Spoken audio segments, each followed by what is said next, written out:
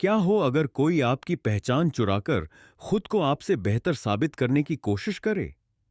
सुनने में अजीब लगता है, लेकिन इतिहास में ऐसा एक राजा हुआ जिसने खुद को भगवान श्री कृष्ण घोषित कर दिया।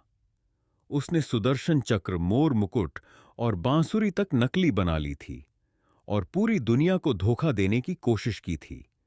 नाम था उसका पौंड्रक, और उसकी कहानी इतनी अनोखी और रोमांचक है कि आप सुनकर चौंक जाएंगे। आखिर पौंड्रक की इस धोखेबाजी का अंत कैसे हुआ और भगवान श्री कृष्ण ने उसकी चुनौती का सामना कैसे किया? चलिए जानते हैं इस वीडियो के माध्यम से, जिसमें श्री कृष्ण की लीला और पौंड्रक की मूर्खता को बड़े ही आसान तरीके से दिखाया गया है। लेकिन इससे पहले कि वीडियो शुरू करें, आप चैनल को सब्सक्राइब कर लीजिए, क्योंकि यहां आपको धर्म से रिलेटेड वीडियो मिलती रहेंगी। चलिए वीडियो शुरू करते हैं। पौंड्रक चुनार देश का राजा था, जिसे प्राचीन समय में करुप देश कहा जाता था। कुछ लोग मानते हैं कि वह पुंड्र देश का राजा था, तो कुछ कहते हैं कि वह काशी नरेश था। उसकी पहचान भले ही अलग अलग मानी जाती हो, लेकिन एक बात तय है, पौंड्रक अपने जीवन में श्री कृष्ण का रूप धारण कर पूरी दुनिया को यह यकीन दिलाने की कोशिश कर रहा था कि वही असली भगवान है। लेकिन क्या पौंड्रक की यह भगवान बनने की कहानी सफल हुई? इस स्टोरी में ऐसा क्या है जो इसे इतना खास बनाता है? आइए जानते हैं पौंड्रक की पूरी कथा। पौंड्रक का दावा था कि वही असली वासुदेव है। उसने नकली सुदर्शन चक्र, नकली शंख, नकली कौस्तुभ मणि, मोर मुकुट और पीले वस्त्र पहन लिए थे। उसने यहां तक कहा कि भगवान विष्णु का अवतार बनने का अधिकार केवल उसी को है। उसके चापलूस मित्रों और दरबारियों ने उसे यह यकीन दिला दिया था कि असली भगवान वही है और श्री कृष्ण केवल एक ग्वाला हैं। पौंड्रक ने अपनी इसी गलतफहमी में श्री कृष्ण को संदेश भेजा, जिसमें लिखा था, पृथ्वी पर भगवान वासुदेव का नाम और रूप केवल मेरा है। तुम इन चिन्हों और नाम को तुरंत छोड़ दो, वरना युद्ध के लिए तैयार हो जाओ। सोचिए, एक राजा जो अपनी पहचान बनाने के लिए भगवान श्री कृष्ण की नकल कर रहा था, उसने खुद असली भगवान को चुनौती दे दी।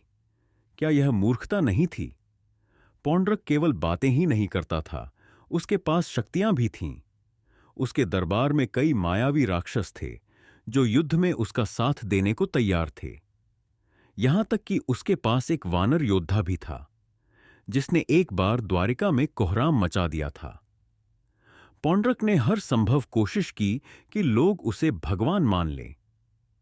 उसने खुद को इतना शक्तिशाली और प्रभावशाली साबित करने की कोशिश की कि श्री कृष्ण को उसे नजरअंदाज करना मुश्किल हो गया।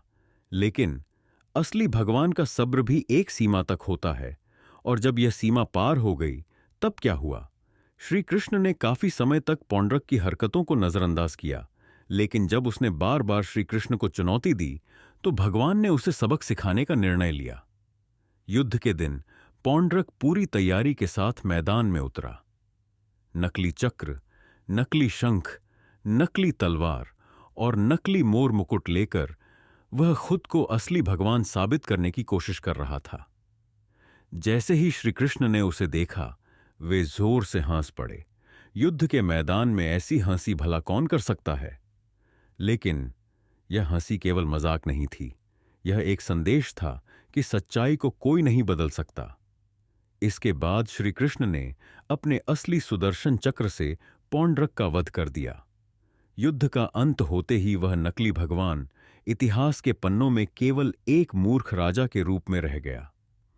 पौंड्रक की यह कहानी हमें एक बहुत बड़ी सीख देती है। सच्चाई को कभी छुपाया नहीं जा सकता, चाहे कितनी भी शक्तियां क्यों न हों, असलियत हमेशा जीतती है। पौंड्रक ने भगवान श्री कृष्ण बनने की कोशिश की, लेकिन उसकी मूर्खता और अहंकार ने उसे तबाह कर दिया। तो दोस्तों, क्या आपने पहले कभी पौंड्रक की यह कहानी सुनी थी? अगर नहीं, तो कमेंट में हमें ज़रूर बताएं। और अगर ये कहानी आपको पसंद आई हो तो वीडियो को लाइक करें, अपने दोस्तों के साथ शेयर करें और हमारे चैनल को सब्सक्राइब करना न भूलें।